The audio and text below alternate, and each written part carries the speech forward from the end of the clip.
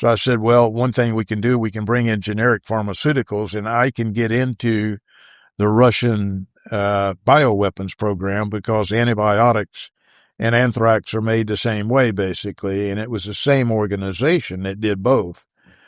So I ended up owning 500 drugstores in Moscow.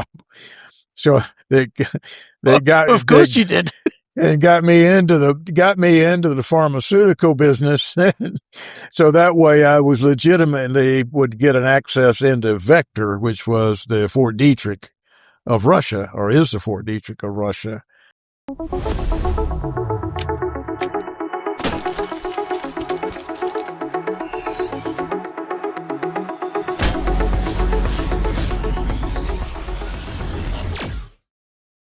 Hello and welcome to Making Shooters Better, brought to you by the best laser-based dry-fire training equipment available, Laser Ammo. My name's Terry Vaughan, and I really don't know where to start for this episode and today's guest. What can someone who's advised presidents, negotiated in over 40 countries, and built security systems for military and law enforcement teach the everyday shooter about awareness, threat detection, or even making decisions under pressure? Today's guest, Mr. John Allen, is the founder of John Allen Inc. and Allen Global Enterprises. He's served with the 5th Special Forces Group, worked inside the White House as special assistant to President Ronald Reagan, got to ask questions about that later, and advised every administration since. Here's why I think it matters to you. He's spent decades analyzing real-world threats, negotiating at the highest levels of power, and building tools used in high-risk environments. That kind of experience changes how you see danger, how you see the world. It changes how you prepare. It changes how you make decisions during critical incidents. So today, we're going to be breaking down what elite-level threat assessment looks like and how shooters, instructors, and even everyday citizens can train smarter because of it. John, I can't thank you enough for joining me here on the Making Shooters Better podcast. Thank you so much, Terry, for having me here, and hopefully I can say something that will resonate with a shooter out there that he can use. You know, it's the old saying, when you give a talk to someone, if they leave and they remember two things that you said, you've been successful. So hopefully we can do that this morning. I have absolutely no doubt with the level of experience that you've had and the years that you've been doing it, it's going to be more than just a couple. I almost guarantee it. Well, I'm pleased and honored that you'll have me on your show there, and hopefully we can answer some of the questions that will help people out there in the everyday world, because we're living in a real complicated world, and I grew up in anyway back in the day. Yeah, we certainly are. So I always ask every guest the same question to begin. It's a great icebreaker. What did you shoot and how old were you when you first started shooting? I was 8 or 9 years old when I got my first Daisy air rifle. And that, I shot everything that moved, and honed my shooting capabilities with a Daisy. And I went to a summer camp, YMCA summer camp in the top of the mountains here in the Appalachian Mountains. And that was the first time I'd actually fired a .22 rifle. And the story goes from my father that he came up after the first week of the 2 weeks I was there, and his friend was the range master there for us, and we were all just learning to shoot. And he said, I tried my best to get him to shoot right-handed, but he wouldn't shoot right-handed. He had to shoot left-handed. But when he shot left-handed, he shot the best in the class. He said, so that was when I started shooting a rifle with left hand. With a pistol, I can shoot with either hand. I'm an ambidextrous. But anyway, that was the first time. And I used to go with a neighbor to go rabbit hunting with him. So he had a 20 gauge. So I learned to shoot that. And these were all younger years when I was probably 11, 12, 13 years old in that time frame. So I've been shooting for quite some time. And being 80 years old now, that was a long time ago. It's kind of funny looking at it from an instructor's point of view. It's always interesting when you have someone that shoots differently. And of course, back then, shooting left-handed on a rifle was probably it was was considered odd. different. Yes, It was but if odd. you shoot better than everybody else, it's really hard to then say you're doing it wrong. Yeah, and they didn't. They let me shoot left-handed. So That's good. So I have to ask, because from what I have seen of him, President Ronald Reagan had a smashing sense of humor. Do you have one story, something that stands out for you where that was apparent? Well, in the evenings, the one thing he would do to start the conversation would be, before we got into the daily briefing, was a joke. He loved to tell jokes. And he would tell the same joke every night for, 4 or 5 nights. The And same what do you joke. do? What do you do with the president? But you laugh, and you don't tell him, well, Mr. President, Yeah. this is the third time you've told me about that joke. And I remember one in particular that was one of his favorite jokes. There was a fellow who later worked for me. He was the head of FEMA. He was a director of FEMA, a guy named Jeff Jafrida. And Jeff was a 2-star that came from California with President Reagan. He had built the law enforcement and fire facilities for training in California. And so the president brought him with him to Washington and made him the head of FEMA. And after his 4 years in FEMA, he went to work for me and doing some operations. But he told the president a joke one night that the president loved. He said, President asked him, he said, are there any fish out there in the Potomac to go fishing? And Jeff was somewhat of a clown, too. And he says, yes, Mr. President, there's the Potomac whitefish. That's an unusual fish that you can. And the president said, oh, really? He says, well, where's the best place to catch him? He says, well, you go down below Blue Plains. And if you know Washington, D.C., Blue Plains is the sewer system or the place. And back in those days, they dumped the sewer right into the Potomac River. The raw sewage. And so the president said, well, tell me more about these whitefish. He says, well, you have to go below Blue Plains to catch them. And what he was talking about were condoms. And when he finally told the president it was a condom, the president had to tell everybody that joke about the Potomac whitefish. Do you know about the Potomac whitefish? And you would tell them about the condoms that were in the river down below Blue Stream, Blue, what was it? The sewage facility there. But that was President Reagan. He loved a good joke. And like I said, you just had to be prepared for him to tell you the same joke, because he didn't remember who he told it to, probably 10 times that day or more. But it was a delightful individual that treated everybody fairly. I watched him in meetings, how he would go around the room and he would get everyone's opinion on whatever the subject matter was, and then he would make a decision. We always knew that there was one time during the day that when no one bothered the president, there was a blank place in his schedule for an hour that we always knew he was taking a nap. And if you disturbed him for any reason whatsoever, and some people made that mistake, Nancy Reagan fired him the next day. You did not disturb the president during his afternoon nap. That was a given. So just a little something, he was just a delightful individual. He had a lot of effect on my life, the way he handled things, in particular when there were issues that were like we have today, and some of the things that he could resolve by seeing both sides of the story.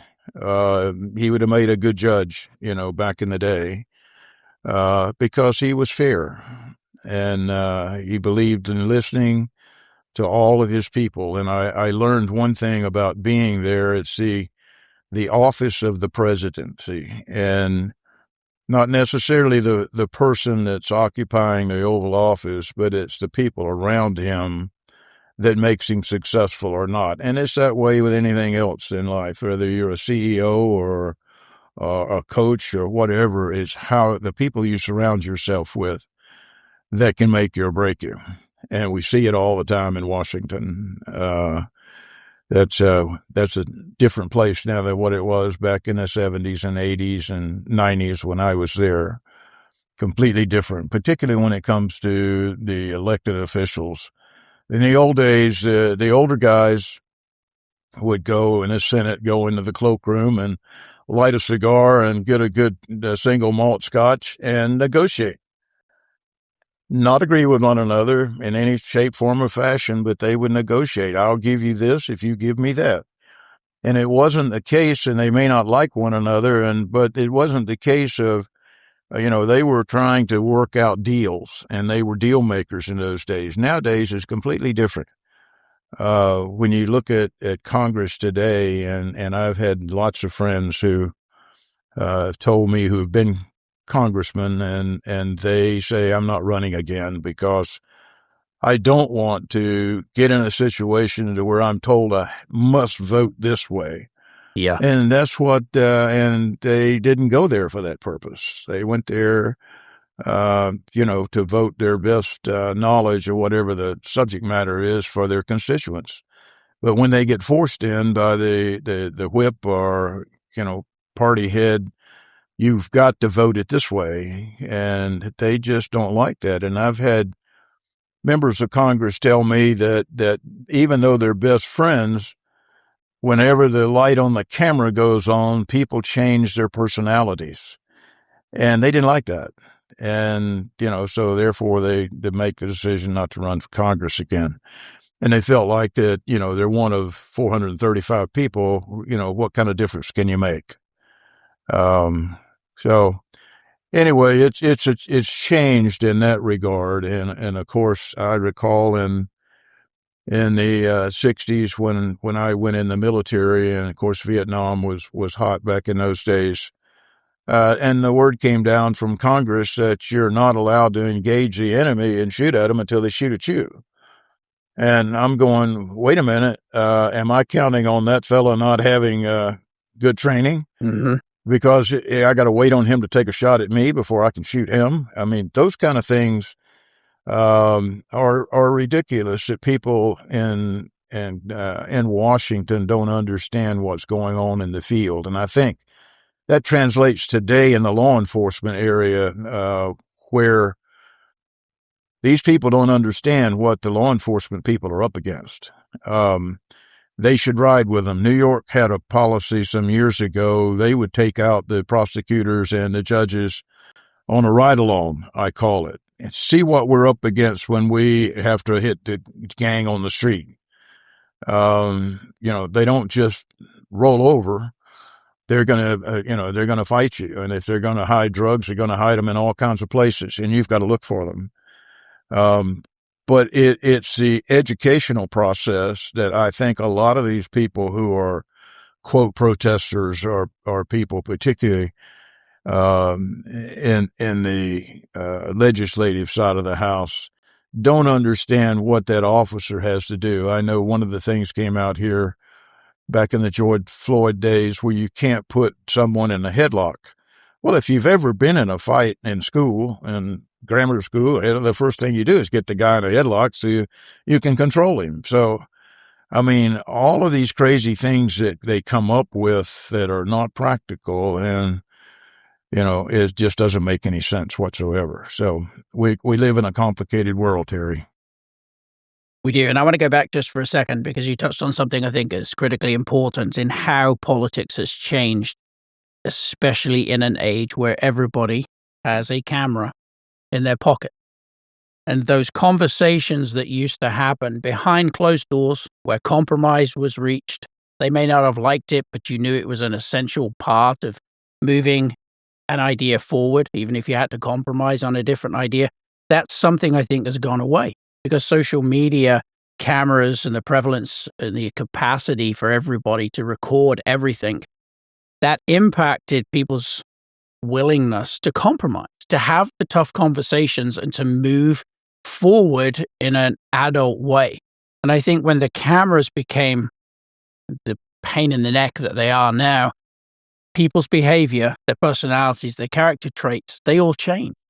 Because as you said, when the cameras are rolling, personalities changed. And it's a very, very weak comparison at best. But I was on Top Shot. And one of the things that surprised me during the filming of that show was the personality differences that happened off camera versus the personality differences on camera.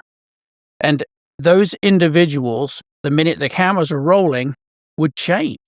They became more. It was a little bit like a drug or alcohol. Of course, alcohol is never the reason for a particular person's behavior or changes. It's an excuse. But it was interesting to watch the people change when the cameras rolled, and then to be a normal, quotations, version of themselves when the cameras were not rolling. And I think that that's an issue we've run into now time and time again with politicians.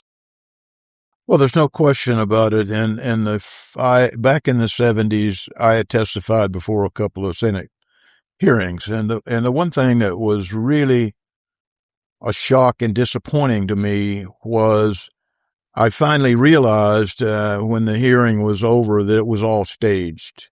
And when I say it was all staged, I had to give my testimony ahead of time in writing, so they had that, and everything was staged for the cameras. The agency that would be brought up before the Senate committee would have done something, obviously, that the committee was wanting to bring them up for, but everything was staged, and the agency, I learned, that would go right back down to their offices in D.C. and tell their workers to just go ahead and keep doing what you're doing, that John Allen's not going to be reelected, so don't worry about it. And on the other side, the senator who was there was bashing him around the head and shoulders. When the camera was on, it was all for his constituents back home, that he or she could say, look what I'm doing for you. But it was all a show. And it was disappointing to find out that that was really the case. I think in today's congressional hearings, they're a little bit different because the infighting that goes on in a congressional hearing now is almost like a sports game. You go there to watch it to see who's going to say what.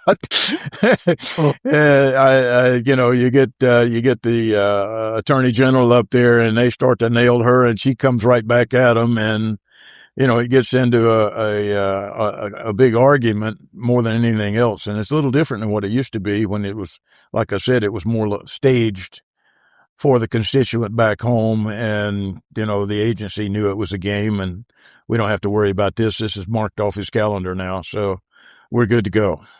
Yeah, it's all a bloody show. But that was Washington, D.C.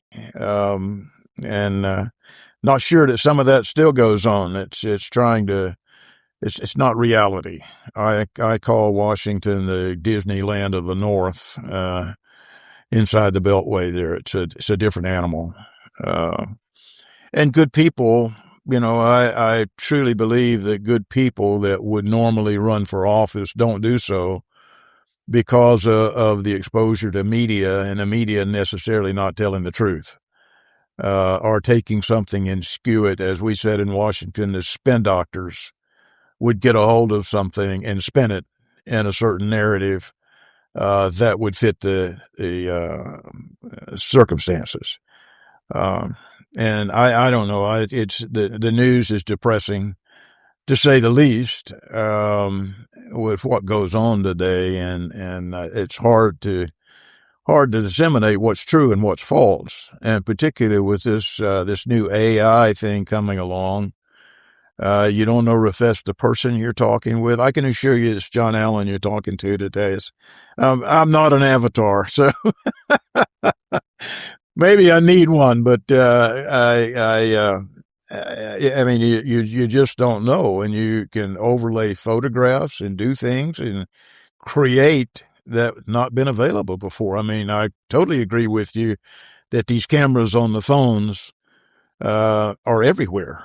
And, you get the law enforcement people who you work with and I work with, and they're leaving, and we're losing what I call our intellectual capital. If you take an FBI agent's been around 20 years, he's been around for a long time, and he has a lot of experience to give. But he or she, they get disappointed in what these new rules and regulations are. That really doesn't allow them to do the job the way the job's supposed to be done. So they want to move out. And law enforcement people, tell me I don't want to take my patrol car home because I Yeah. become a target, my family becomes a target, and my neighbors become a target. When, one of the more stupid things that's going on now is to have these ICE agents for them to be able to or to expose themselves on who they are, their face. People go to facial recognition. They find out John Allen lives at this address. It's easy to do for anybody. It's halfway decent in manipulating computers, and then they're going to be at your house. I was a talking head for Fox News in Washington for about 6 years, and I never let them say what I did or where my office was or what kind of business I was in, anything of that nature. It was just a counterterrorism expert. Simply for that reason. And that was, it was back in the 90s, when that was going on. But people are crazy. And when you see them going and they're outside of a Supreme Court justice's house or a member of Congress or something, there's wackos out here that hear all of this negative talk and think they're going to be a hero and, go out and shoot somebody or assassinate somebody like's happened before. But that comes from the dialogue that's being put out either by the press or individuals themselves that, this person is a Nazi or that person is this. It's The rhetoric is what gets ridiculous. the disturbed individual. It gets them excited about it. I know we were speaking earlier about Dave Grossman, and Dave recalled in one of his talks to law enforcement was about the changing of attitudes of young people and what affects them today. If you look at, I think it's one of the games. It's something stealing automobiles or something. And theft also. Yes, thank you. That one game had more revenue in 1 year than the whole music industry. And what happens, you get points for shooting law enforcement. So a kid starts playing that game, and some of these kids get involved and into the games. And then you go to television and the violence on television. Then you go to the movies, the violence in the movies. And we're bringing up a generation to where they can't separate what's reality from a game. And so they go out on the street and they shoot a law enforcement guy or something. I mean, this is what's going on in society. And how do we change that? That's kind of Dave's question to them. How do we go about that? Because that's how they're being, they use the word programmed, that this is perfectly okay to shoot somebody. Well, it's not. So anyway, that's just a little sideline that I understand, and people should understand as well that the society drives some of these abnormal behaviors, particularly with handguns and rifles for that matter. I think given the decades of experience you've had, both politically as well as militarily, you've got a lot of experience to draw from. And you did reference Vietnam and the rules of engagement and how that when you first arrived there, it was you can't shoot back until someone's actually shooting at you. When did you first deploy? Well, in my experience in Vietnam, I've never to this day set foot in Vietnam. All of my activity was in Cambodia. If you go back and you look at the Phoenix program that was back in the time, it was run by a top level CIA guy by the name of Bill Colby, who later became the director of the CIA. Some years later, and Bill was a dear friend of mine from that time on. I worked with him, and the Phoenix program was to eliminate high level Viet Cong and North Vietnamese, um, and to neutralize them whenever and however possible back in those days. So myself and one Montagnard spent 9 months doing that work. And then I got out, and it was interesting back in the day. It was late '69, and I was proud of my Green Beret. So when I came back and through Hawaii, I was in uniform, and I came back to San Francisco, and there were people spitting on me when I walked through the terminal. Students from Berkeley, that were protesting against the war. And no one told me don't wear your uniform back to the U.S. And it's a shocking experience, having spent 9 months in the jungle and surviving and coming back to home and people spit on you.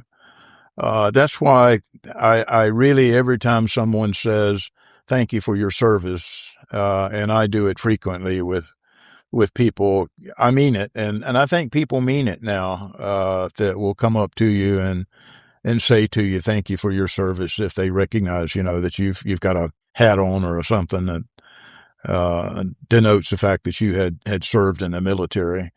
It's changed for the better in that regard, but there's still some people out here who are, I call them anti-social. They hate the military. They hate the law enforcement. They basically hate life in general, for whatever the reasons are that they have. But, this is a situation that we face today. I know I had mentioned to you earlier, there's going to be these, World Military Games that are going to be held in Charlotte, North Carolina. And, the idea that I may have the responsibility for security is going to be a nightmare in today's world, where in 1984, I did the counterterrorism work for the Olympics in L.A., and that was more of just kind of working together with the various teams from the federal and the state level and what we did there, and it worked.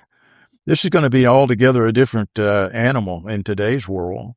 We've got domestic terrorists. We've got the state terrorists. We've got the cartels. We got everybody in the world to deal with. We have drones. We have all kinds of different ways to attack and disrupt these games, which, in my humble opinion, is going to be a huge target for bad actors. And these games are going to be held primarily in Charlotte, but some of the games are going to be held in Charleston, South Carolina.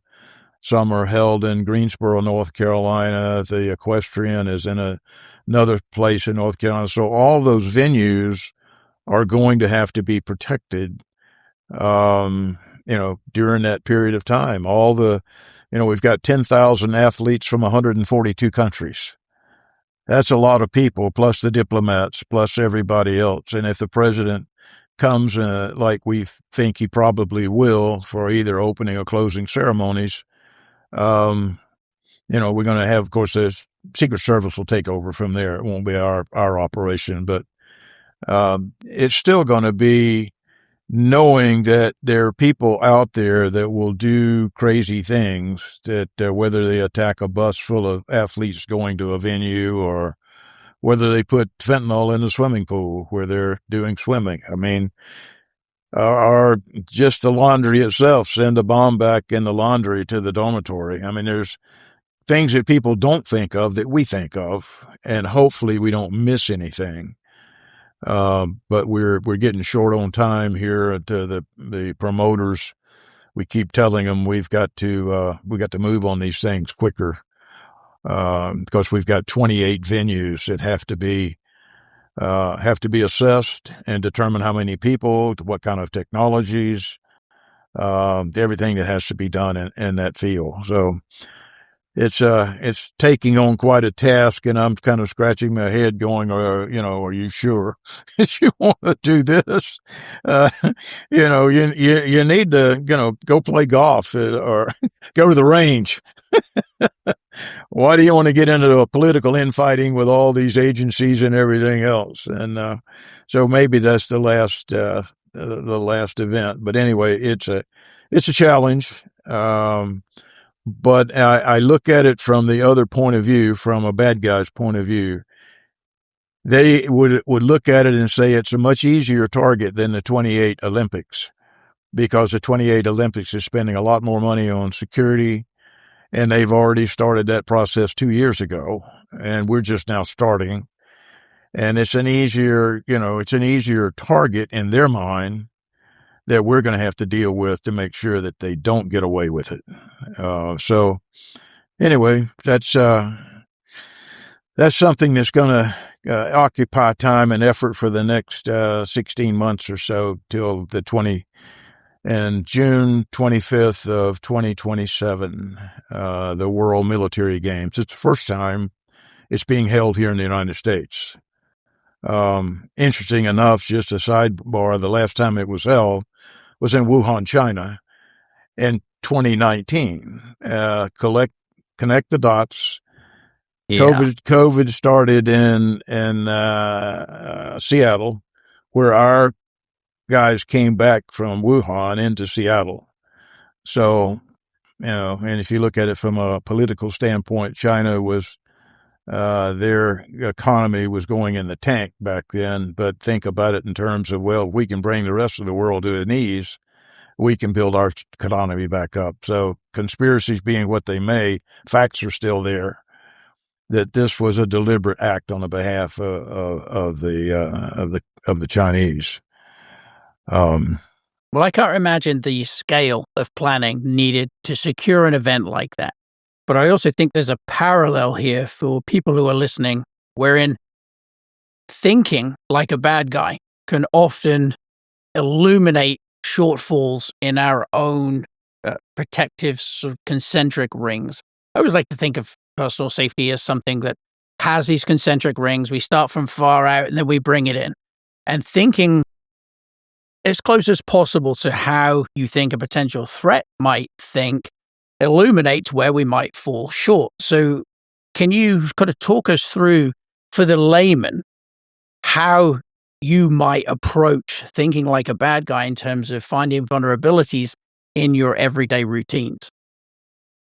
Well, the first thing, Terry, that I learned early on in the work that I did, and even to this day, I still apply the same rule. You look at wherever you are in any time, you're in the airport, you're at a Disney World, or wherever you are. Consider a 10-foot circle around you.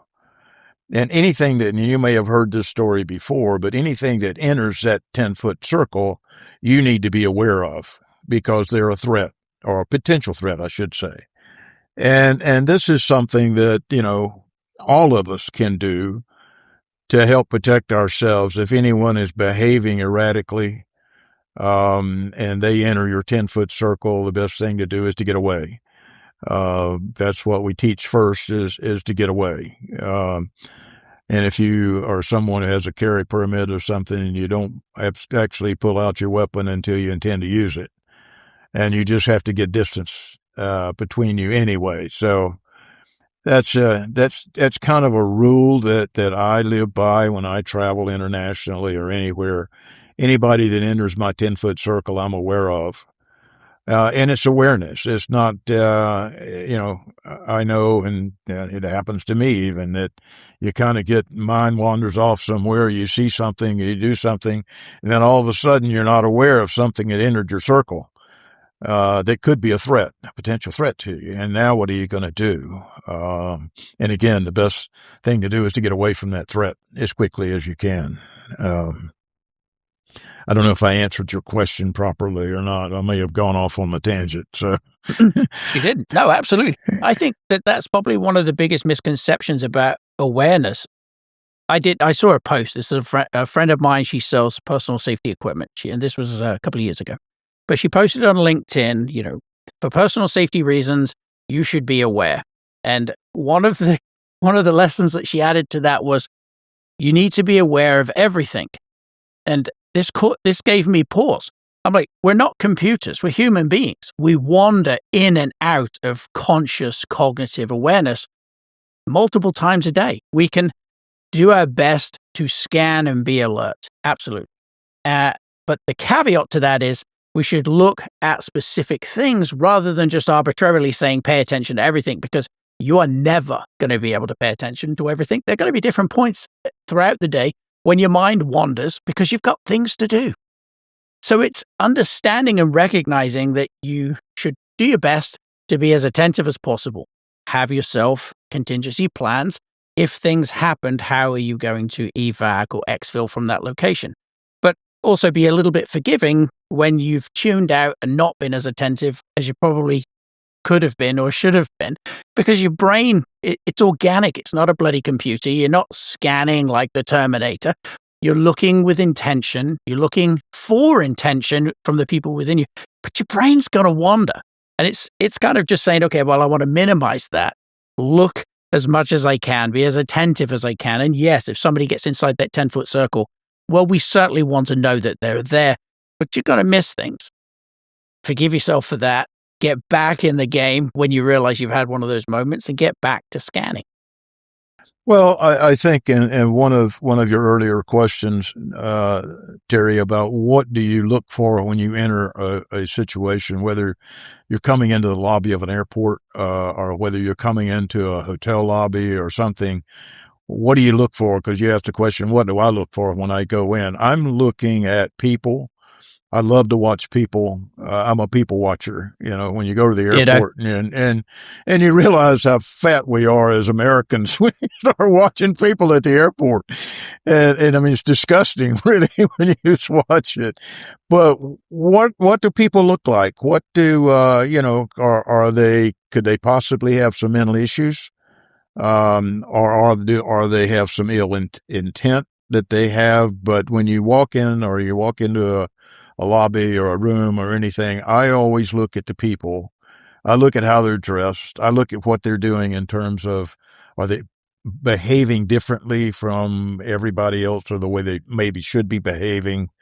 Are they radical in terms of, they're going to start speaking out in the middle of the speaker's talk or something? I mean, these are the things that I look for when I walk in the room. And of course, the most important thing is, where's the exit?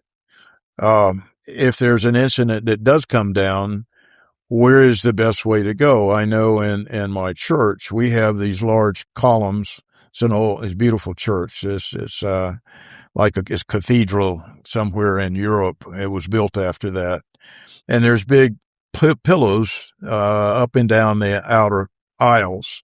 I always sit next to one of those because if an active shooter comes in, I can work up and down the aisle behind those pillows to do something. And they ask me, the ministers ask me, would you do a survey basically on how do we protect the congregation and so forth. Well, the church, there's a street right next to the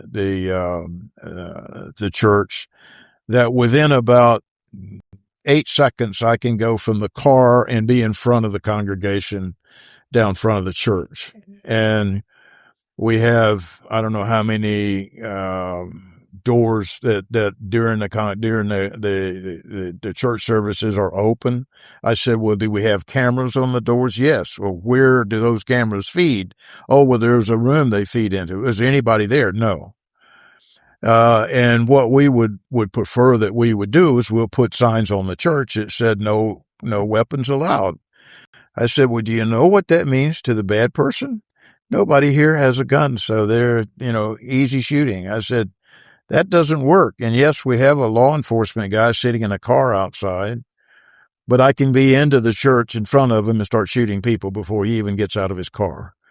I said, you have to have a plan. And it all gets back to the idea, whether it's a church or it's a school. I know our colleague Mike and how we met years ago was in active shootings in schools. And this school that is purported to be the safest school in America, when they opened on 9/11, I believe it was 2013, I was the speaker for the grand opening of it. But how can you protect this? And this has been a big issue when we've had school shootings, active shootings. What can be done? I was just at a school that's adding on to a high school here. What are the things that the architect can build into that building that will be, protective of the kids and the staff and everybody? Well, the first thing you come up with is a door. If it's a ballistic door, all the kids get into the nearest classroom, shut the door. And the door is ballistic, so you can't shoot through it or anything of that nature. Now you have the shooter isolated in the hallway. And in the school that in Indiana where this system was put in, what they do to control the active shooter is anytime a shot's fired, there's a key fob that the teachers and administration has. They hit the key fob. They don't call 911. But when that key fob is hit, all the cameras in the school go live in 911 headquarters. So they see what's going on and they become in control and not the school personnel. And they can fire these canisters in the ceiling in the hall that will blind the shooter, where you can move them around and move them outside the building and everything. It is indeed the safest thing, but it's not inexpensive. And the frustration comes with school boards and all where, we need new band uniforms or we need new football uniforms. Well, you're not going to protect the kids.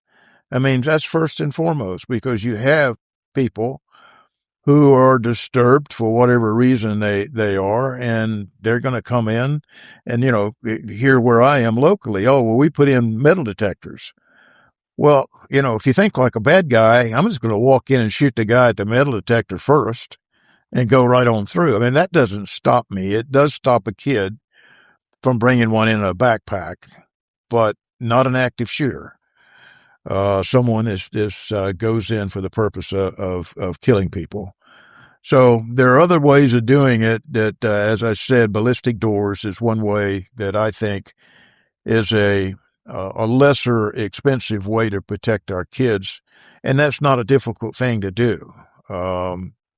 But at the end of the day, Terry, everything comes down to money, regardless of what it is for safety. We don't think about it, and I know you've heard, and I've heard many, many times, oh, that's not going to happen here. Well, if you look at where it does happen in a small church in Texas or somewhere else in a McDonald's while you're standing there to get a cup of coffee, it could happen anywhere. And, you get more people getting carry permits for that purpose. I certainly don't want to be, go out in this world by going over to McDonald's to get a cup of coffee when some guy with a bad day comes in and starts shooting people. But that's the world we live in. I don't know that that's ever going to change. That's just one of the things that we have to deal with. And well, I think one of the issues is the reluctance for most establishments, educational organizations and everybody else, to admit the vulnerability exists. One of the issues I ran into because I still teach personal safety and I teach how to recognize dangerous individuals based on nonverbals. What body language signals are they giving you that tell you ill intent is on the menu? And I even reached out to one of the state colleges. This was after the horrific murder of Laken Riley. And I said I would come in for free. I'm like, just give me a room. I want to teach the students how to look after themselves, how to scan the environment differently, how to, like you said in your church, you situated yourself near a pillow, the pillar so that you have some sort of protection, right? We've got concealment, we've got cover. And just how to read the environment, how to look at the people within the environment differently so that their reaction time is faster. And I ran into one brick wall after another. And I was even looking to get paid. I'm like, just have me come in and let me teach the students how to be responsible for their own safety. And I'm not going to do it fear-mongering. We're going to do this from a position of empowerment. Couldn't get a affirmative, come on in, please help us. They wouldn't do it simply because of the optics. From what I understand, They didn't want to admit the vulnerabilities exist. And I'm like, how can you possibly improve security if you're not at least willing to look at the environment and say the risk is already there? Every day it's there. I'll give you for instance, Terry, the school my children went to was a private school, and it has a campus. You have a lower school, middle school, and a high school, and the campus is spread over several acres. And the RSO there and I got to be good friends. He was a former deputy sheriff, and he kept his certification with the sheriff's office. But the head of the school was a friend of mine, a dear friend of mine, and we played golf together. And the RSO came to me and he said, "John, can you talk to the boss and get him to allow me to have a firearm?" And I said, "You don't have a firearm, Dennis?" He said, "Well, I do, but I have to leave it in the trunk of my car." And I said, "Well, let me see if I get this right. You've got on your shirt security. And you got an incident where a guy has entered one of the buildings, a potential active shooter, and you're going to walk up there and tell him that you're security and he needs to put that AR-15 down." I said, "We all know what's going to happen is that's going to become a target for him to shoot the first person." So, but on the other hand, it was the head of the school and the pressure that was on him by the parents that we don't want anyone in school that's carrying a weapon. Well, this person is law enforcement. He's certified law enforcement, but we don't want to see a weapon in our school. I mean, it's the mentality that you don't understand. It would be easy for somebody to come by a private school having a bad day and say, "I think I'm going to go in and kill me some kids or something." And what is this RSO going to do if his weapons are in the trunk of his car and he gets it on his cell phone that there's an incident in one of the other buildings? How is he supposed to respond? Do you want him to put his life in danger to address an active shooter without being armed? I said, anyway, I had a long talk with the head of the school, and we finally come up with an ankle holster for the RSO to be able to have a weapon to defend himself and defend the kids and the people, the teachers and the people in administration. So there's ways to work this out, but it's the mentality, like you said. We don't want a gun in church and we don't want a gun in school. Well, I totally agree with you, and I grew up where that was not the case, but that's not today's world. The threat level has significantly gone up, and it continues to go up every day, whether we like it or whether we admit it or not. It is what it is, unfortunately. Yeah, the fastest way to stop an active shooter is to Shoot stop him. the active shooter. A judicious use of marksmanship by an individual with the training and fortitude to step up there and make the play. And it's crazy to me that there's some disconnect between, okay, well, if we admit there's vulnerability, then we must look weak, when the absolute opposite is true. It's you acknowledging that possibility exists, and then it's an opportunity to fill that gap with some sort of meaningful deterrent and or response. And it's crazy that so many establishments will not take that first step, or even that we have parents who say, "Well, I don't want a gun on that resource safety officer. I don't want him armed because that gun could induce fear in my child. It's illogical, and it frustrates the dickens out of me personally. Well, Terry, it does me as well. And like you, I don't charge for that sort of thing. I'm happy to do it. This school that I'm talking about, a new private school, or it's a charter school. I'm going to work with their architect, and one of the first things we're going to do is put in ballistic doors.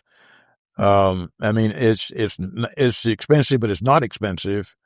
And because I asked somebody, what's your child's life worth? What is the price tag? And to a little bit of shock and reality there. Well, my child's the most dear thing in the world to me, as it is all of us when we have children. We'll protect them at any cost, but they don't realize that, that these bad people, that exist out here, and some that are just flat evil. I don't even put them in the bad category. There's people out here that I've dealt with my entire career that are evil. In Cambodia, as an example, these people would come down the Ho Chi Minh Trail from North Vietnam, and they would go into a village and of course steal everything to eat, kill the villagers, children. These are evil people, so eliminating them was not a difficult task. But that sort of thing is evil. We were recently in Chiang Mai in Thailand, and as I had mentioned to you earlier, and I think it was a question or so that you had about the Sentinel Foundation, that I am I call it the adult supervision, because all these operators are half my age, and they've come out of the Delta Force or Special Forces, and as a team, we go over there to a place like Thailand, or we were in Cartagena before the Sound of Freedom came out. We were teaching the DSI guys, as well as the Colombian police, on Tier 1 tactics, on how do we go about finding, tracking, and bringing down these traffickers. And those are the kind of people that we try to work with law enforcement and train them on how do you use drones, to follow people. How do you do things like this in a Tier 1 type of training session? And the guys at DSI, when we left Cartagena, they said, this is the best training we've ever had. And just a quick anecdote. When we were teaching them how to use drones, we go out to a park, and these guys come up to me from DSI. We're training the law enforcement people for Colombia, and the police, or the law enforcement police are the same. But anyway, they come up to me and go, "Can we fly? Can we fly it?" I'm going, "What do you mean? Don't you guys use drones? And what you do? I said, do you have drones?" And they go, "Oh yeah, we've got drones, but no one's ever taught us how to fly them." So they're sitting in a warehouse in a box, tens of thousands of dollars of drones. Not being used because, some contract officer checked the box. They got drones. No one ever realized that we've got to have somebody to teach them how to use them. And so you run across those kind of things when you're out doing what you do and I do. And you're scratching your head and you're going, are you kidding me? You've got tens of thousands of dollars of drones in a box that you've never taken out before. And you're out here charged with trying to find these bad actors. And surveillance is with a drone nowadays is the best thing to do to follow people. Particularly if in a small city like Cartagena, the old city, where you can fly a drone around. You don't, we had a student fly it into the restaurant though, over the target's head. And we said, and then fly it right back to them. I said, we got to change that in the teaching schedule. Do not fly them indoors and don't fly them back to yourself. Kind of gives the game away. But this is what makes the work that we do interesting, because it's funny things like that we can talk about later. That can you believe that guy flew the damn drone in and flew it right over and hovered over the target's head, and then flew it around over the other people in the restaurant having lunch. So at the highest levels of government, obviously you've been involved in multiple ways. Contingency planning, at least we hope, is everything. What do you think smart contingency planning looks like for the average concealed carry holder, or someone who's at least, entertaining the idea of improving their own personal safety or personal awareness? Terry, I can't emphasize enough, and this is something that Colonel Grossman does too. Training, training, and training. I mean, if you're going to get a carry permit, then not only go out and shoot 30 rounds or whatever is required for your certification, go to the range. And I don't know your techniques of teaching, but one of the things I do when you see people in law enforcement, if I'm training them and they may be a little overweight, is I make them take a run around the block about 3 times and then come shoot, because it's altogether different, but it's a real life scenario when you're after somebody and you're running and then you're trying to shoot, as opposed to standing there and shooting a target, a silhouette. It's completely different, because it's your breathing. I know that Colonel Grossman always teaches about, and it's quite a story. He says, whenever we engage in a situation, the little dog that we all have that's asleep most of the time wakes up and takes over. And what happens when that occurs is that your vision, your hearing, and anybody that's ever been in a firefight understands what I'm talking about, that it goes on to the highest behavior that it can possibly get. I mean, I've heard guys say, I can almost see a bullet coming at me. It's everything. It goes into slow motion, and the hearing is amplified. When that little dog takes over, it's a completely different story. So the story to our shooters out there is, go to the range. I mean, if you have time, and and particularly if you're in the law enforcement world or something, as Dave says, don't go to the golf course, go to the range. If you're law enforcement, you need to be at the range, because that's what you do. And you need to do it, as we had mentioned earlier, in different scenarios. You're not standing there shooting a paper target. You're moving target. You're under the circumstances. What is it that the target, when you engage it, is? Are you sure that's the target that you want to shoot at? If that's the case, and you've got to look at scenarios. I think the equipment that's out there today, like laser ammo, are perfect for that sort of training, because it puts you in the situation to whether you shoot or you don't shoot. And the technology has improved to the point that where laser ammo is an example. You've got real life scenarios, and whether that guy may be carrying a gun or not carrying a gun, and it teaches you also, what are you looking for? Yeah. Did you recognize that guy's coming down the stairs towards you? He's coming down the stairs, and he could be a potential bad guy. You got to keep your eye on him until he's out of your range there. It's the awareness and the practice are the two things that I think are most important for someone that just got a carry permit. You don't want, as I mentioned earlier, you don't want the little old lady who got a carry permit and a 357 Magnum in her purse in church.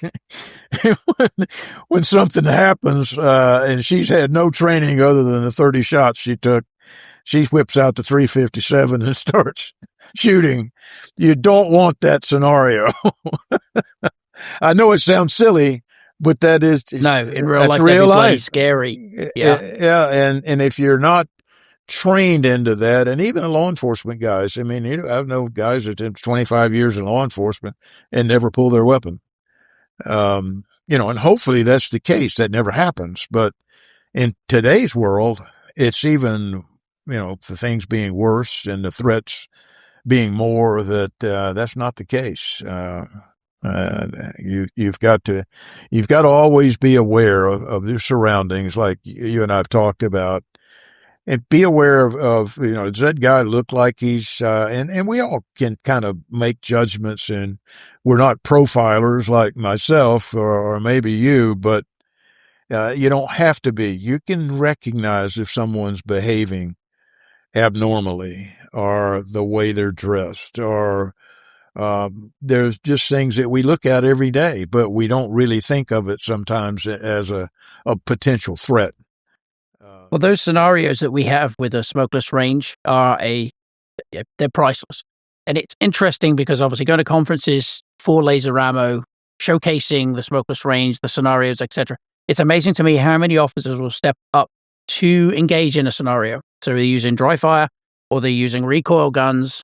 These things are only firing lasers, but the situation plays out in real time in front of them. And how many times, first of all, the bad guy gives them ample nonverbal signals an attack is imminent, and no one reacts because they don't cognitively recognize the signals. They don't get off the X when they are engaged, primarily because although it is a reality-based scenario, they have already told themselves subconsciously this isn't real. So they're not responding, right, at a visceral level with the way they would if they were suddenly engaged by a threat. And it is amazing how often they miss. We run them through the scenario. Here comes the threat. They react slower than they expect. They shoot less accurately than they expect. And they still manage to shoot less accurately than they expect while they're static. And in reality, they would be moving, the threat would likely be moving, and they haven't trained to put accurate rounds down whilst doing that. And it is just a matter of putting in the practice. And of course, I understand that budgets are a factor for getting the guys to go to the range. But in this day and age, when you have access to things like Laser Ammo's gear, and you could put this in an office inside the station and then practice, even if they're only doing 10 or 15 minutes every shift, that's probably 10 times the amount of trigger time they would have got otherwise. And it's we use the word in government in particular that cost effective. And when you look at, and I tell people, when I'm with Mike or something, I say, look, this is most cost effective thing because the cost of ammunition nowadays is just not inexpensive. To go out here and train, and then the time frames that you have to set aside a day. You've got to take the patrolman off of his duty for the day, and he goes to the range to practice at the range. But if you have the technology that's available today, you're just not going out with a silhouette target and putting rounds through that. You're doing it. I know as we were talking about earlier on one of the scenarios where you're getting out of a vehicle and you've got one of your partners is wrestling with a threat in the park, and the threat is reaching for your partner's weapon. What do? It's not going to take long for him to take that weapon away from your partner and shoot him. You don't have but just a matter of a few split seconds to make a determination, shoot or don't shoot. And it was amazing, that a lot of law enforcement people don't take the shot. And as you talked about in one of your questions that you sent earlier, what causes people to freeze and other people to react? And the answer to that is practice. Training. And training. When I say practice, I mean training with it. Because when you're in the military and you're over here at Fort Bragg and you're in the unit, that's all you do all day long is you train. And so when you get to the mission, whatever that is, you've trained for it well enough that you can anticipate what's going on. But that doesn't mean you don't have a plan B and C. And B and C is what my thoughts are in the everyday going is where's my exit? When I go in, is there another exit other than the door I came through?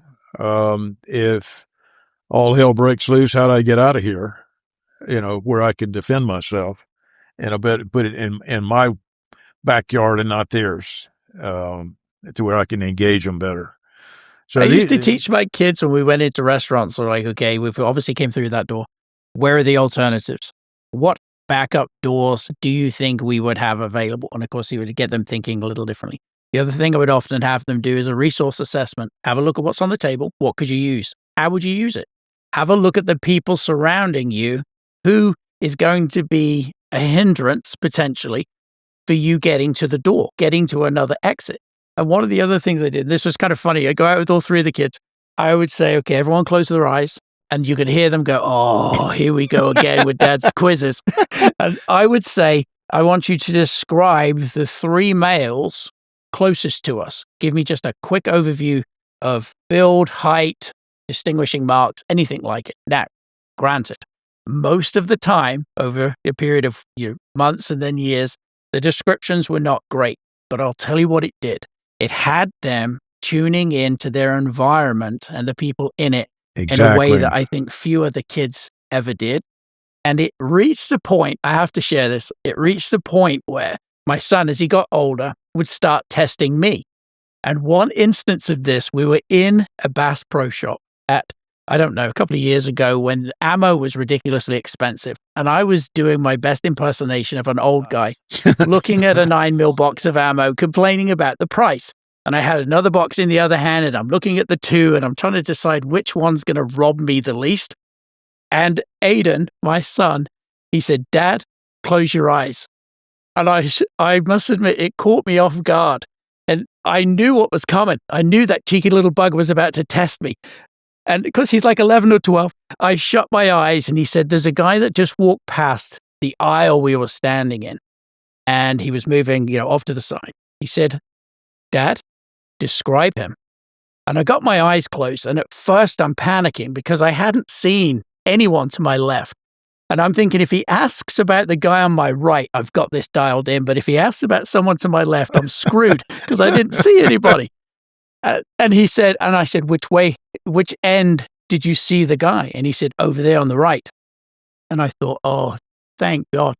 So I gave him a description of this guy. He had a kind of a raincoat on. He was carrying a walking stick rather than using it, had no hair, was wearing military style boots or shoes. Could have been tennis shoes, but they were black. And I gave him this rundown and it was funny because at the end of the description, I said, how did I do so? And he's like, Dad, you suck. Because he really thought he'd caught me out. And I remember ruffling his hair going, good job, Junior, but, better luck next time. And then, of course, he wandered off to go somewhere else in the store. And the minute I was out of line of sight of him, I'm like, oh, because it was so lucky that I had pinged this guy going by. But it was brilliant to me on several levels, not least of which he felt confident enough in his own scanning to start testing me. And instead of shying away from that, I try to tell people when you're out with your family and you're out with your kids, have them look, depending on their age, you don't have to give them a massive amount of detail, but, put the fear of God in them, but make them more aware and more alert age appropriately as they progress. And then you've got lots of eyeballs scanning at the same time. Because again, as I said at the very beginning, we're human. We're going to miss things. We can't tune into everything. But if everybody in your group is somewhat aware, that adds up to a whole lot of scanning potential in every environment you go into. And I was so proud of him for, first of all, having the balls to call me out, but secondly, with the fact that he was scanning and he was doing it well enough to feel like I'm going to test that.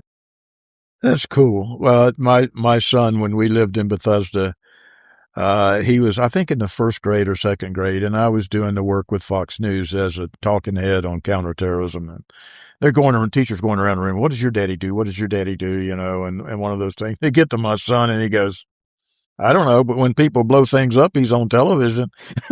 I never had any problem with the school people at all. uh, and I think, and one of the reasons that I've written the book is to tell some of the stories that the kids really never knew. That, for historical purposes, I guess more than anything else. And now I have a grandbaby, she's 8 months old now. And so that's my first one, but so she may not ever really know me. And in that being the case, at least there's some record of who granddad was and some of the crazy stuff he did and was involved in back in the day. I got to tell you, because of your accent, you're English, I assume, but that's an assumption. And I had, back in the 80s, the State Department had a program for training counterterrorism law enforcement for mostly Central South America countries that we would bring to the U.S. and train them in counterterrorism work. And that might be in urban patrol. It could be sniper shooting. And I had one of the best snipers I've ever met was an Englishman, and he was SAS. And I think he had more kills than anybody. He was a little short guy. Warren Lardner was his name. Warren passed away some years ago. But he was, when we loaned him to the Secret Service sniper team, they said, we've never had anybody that teaches as well as he did. So we would use the Louisiana State Police Academy down in Baton Rouge, was a training area where we would bring the people up from South America. So I get a call one day, and I was in Washington, and the guy goes, "Hey, I think your guy's gone nuts. He's shooting at your students." And I'm going, "What?" And this is the day before. That sounds very English. And so, and we didn't have cell phones in those days. So I'm saying, "Oh my God, I got to get a hold of Warren. What's going on with them?" So when I finally got a hold of him, I said, "Damn it, Warren, are you shooting at the students?" He said, "Yeah, of course." I said, "Why on earth are you doing that?"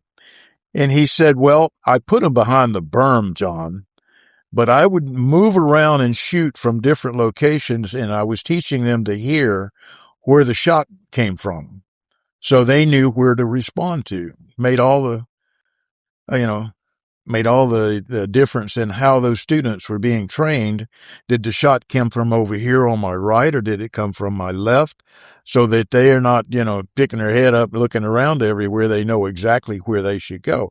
So it was a good technique, but, today you couldn't get away with anything like that when you're shooting live rounds at students.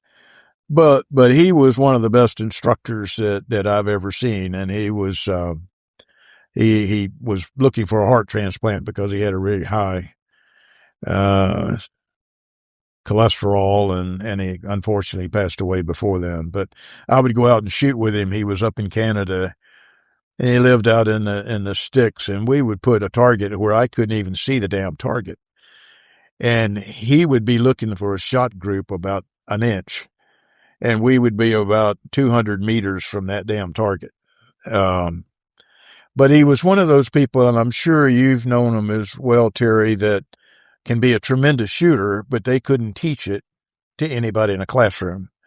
And he was an unusual individual, and he had significant experience, in SAS, and he was able to teach in a classroom and then take them out on the range and shoot at them. Do things like that.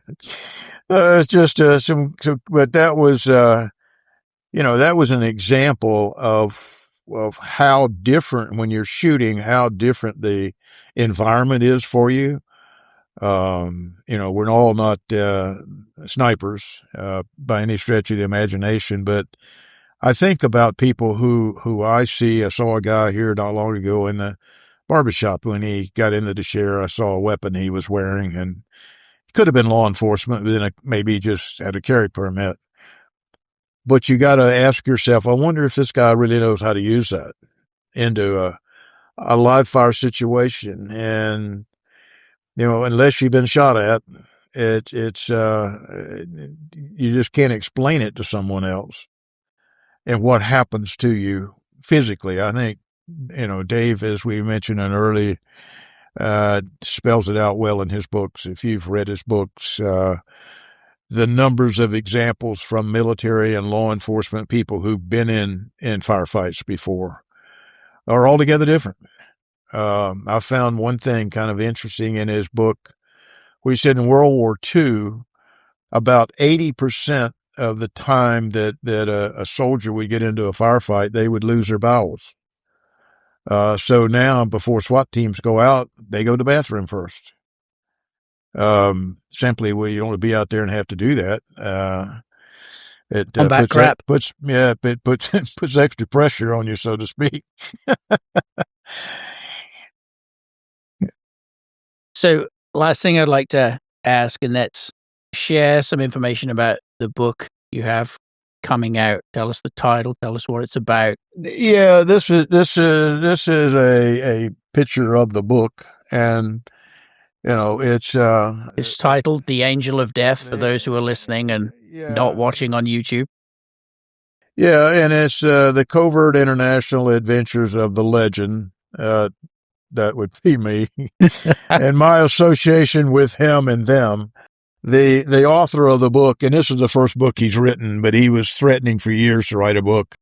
We go back over 55 years together, and he knew me, and of course I knew him, and we were more golf buddies than anything. And when I left Florida and came to Washington with the Reagan administration, and when I left the administration, and I decided to start a consulting firm, and it was all part of a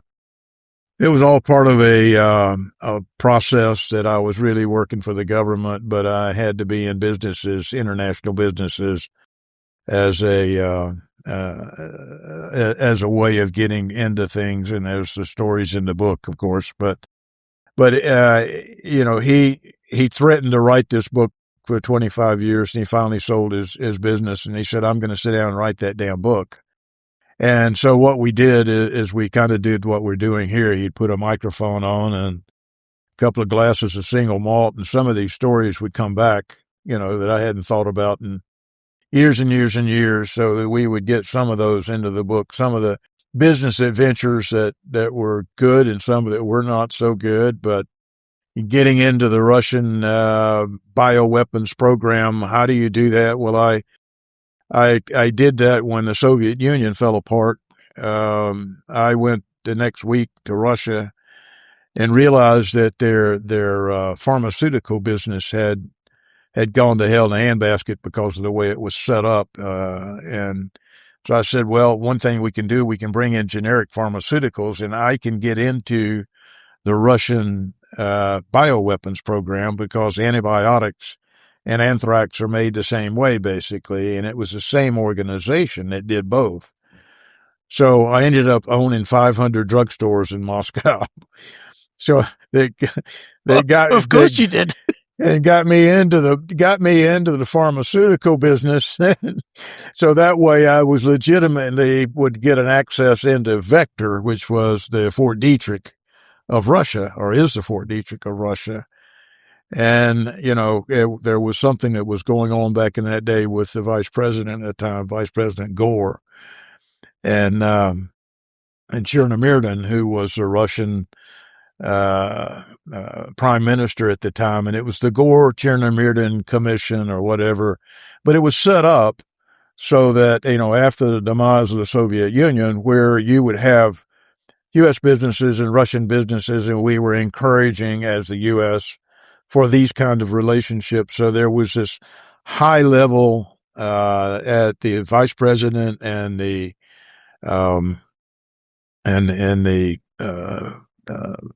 minister's level that could be brought to that level to resolve any issues so that business could be transacted. Well, back in the day, the mafia owned the banks, and this is how they would find out when an American business is being successful, and you'd get a knock on the door from some Spetsnaz guy standing there in a long black coat that says, we're your security, and we want 10% of whatever you make. And this was the case. And, American businesses were complaining about this, and the Russians were saying, well, show me, because they're saying the government and the mafia are one and the same, which they were. But Chernomyrdin would always say, prove it. You're saying this, but give me proof. Well, there was a day that came when we were having my 4 drugstore owner ladies in Moscow, and I had we had a board meeting, and I went to Moscow, and in the room were the 4 ladies, and of course I had my translators, and then there were 3 guys in long black coats with their phones in the room, and I'm going, who are these guys? Well, that's our security. I said, well, I came through the airport yesterday. If they're our security, where were they? They didn't come to protect me for any reason. Well, it was the threat that if I didn't leave, they were, quote, sending me home in a box. So I walked outside, after the argument had started, and my folks were arguing with them because I'd asked for the original money back. And that was the key that started the argument. And so I go out, and I'm standing there. This brand new BMW pulls up with 4 more goons in it. And the guy gets out, and his knuckles are all bleeding, and it's, hello in Russian, dobro utro, and yeah. And I'm smoking a cigar. Well, they thought I came out to call in my mafia guys. And so they brought more mafia guys in. And I'm saying, I'm giving them a hard time. Well, they finally they go in the building. So I take the VIN number and everything. Well, I tracked it back to the mayor's office in Moscow. That's who these guys came there from. So I had all the details, and now I've got the link between the mafia and the government because it came out of the mayor's office at that time. That's great. And they had machine gunned. They had machine gunned an American in the subway outside the Radisson Hotel. And the same people. So anyway, I go to the embassy the next day, and I meet with the ambassador and our folks, and I said, look, I've got them nailed. I got the mafia, and I got, everybody lined up. And they said, well, we can't send anything to the White House. I said, I need to notify the vice president of this. And, well, we can't send anything because we're being monitored all the time. Fine, I'll go see him personally when I get back to Washington. So make a long story short, I go over to the old executive office building, and I'm sitting in the conference room, and I had my paperwork all on the conference table there, and his assistant came in, and here comes the vice president in, and I said, Mr. Vice President, I finally got the sons of bitches. Here are, they threatened to send me home in a box. They're the same people that machine gunned are one of our citizens in the subway, and I've got them tracked all the way back to Lushkov's office. This is where they came from to come and threaten to take the business. And he looked at me, and he put his hands over the ears, and he said, I don't want to hear about this, and walked out of the room. And we're spending tens of millions of dollars of taxpayers' money, but this was what happens behind the scenes sometimes that we don't see as people, that although that we're telling the public, business people, that we're doing everything we can to try to resolve this and all. No, we're not. It's all a show. Anyway, little short story there that we got off the subject matter. You have led a fascinating life. I am so happy that you took the time to stop here and share some of this experience with us. Thank you so much. For those that would like to connect or even get your book, where would you like them to go to connect with you, follow, or buy your book? Well, they can go to Amazon Books and go to the title, The Angel of Death, but they also need to put in Brant Turner as the author. There's a couple of other books out with the same title, but it's The Angel of Death by Brant Turner, and you got a paperback, a hardback, or for those that are able to read it on a Kindle or a computer, there's also a version for that as well. And it's not a very hard book. It's not long. It's a mix of the author, some of the things that he did. The funny part, or the part about the book, was we knew one another, but we didn't know one another. All he knew back in the day when he came to Washington was that I would be gone for a while, and maybe in China or Russia or Kazakhstan or the Middle East or somewhere. But, it was for business purposes of one type or another. But in quotations. business. Yeah, and that wasn't the real reason. So the book gets into the real reason and some of the things that we've done down in Argentina back in the day. I mean, it covers a kind of a wide breadth of places from the Middle East to China to Russia to South America to the Middle East. Spent a lot of time there in the counterterrorism world on things that go on there, from Al Qaeda to ISIS to you name them. We've been after them for quite some time, and hence the tag, the legend from the guys over here in the unit. This is, you were doing this crap long before we even had a unit. So when we go and to a classroom somewhere and the guys are introducing themselves, and their background, and I'm usually the last one, and I just say I'm the adult supervision for these kids. That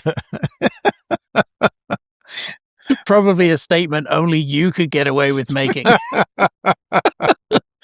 Well, we have a good laugh over the beers afterwards, so it's it's fun, and I get the privilege, Terry, to hang around with these young men who have just rotated out of the military, and to be able to be with them, and it's a privilege. I look at it as a privilege, and if I can pass on anything that I know or that I've learned over the years of all the things that I've been around, I call it the intellectual capital. Then if I can pass that on, then that's the reason that I tell my doctors, keep me alive a little longer. I still haven't finished. Thank you. Thank you for your decades of service, and thank you for continuing to serve. And of course, thank you for stopping by for this podcast and helping our audience perhaps see the world just a little bit differently. I really appreciate it.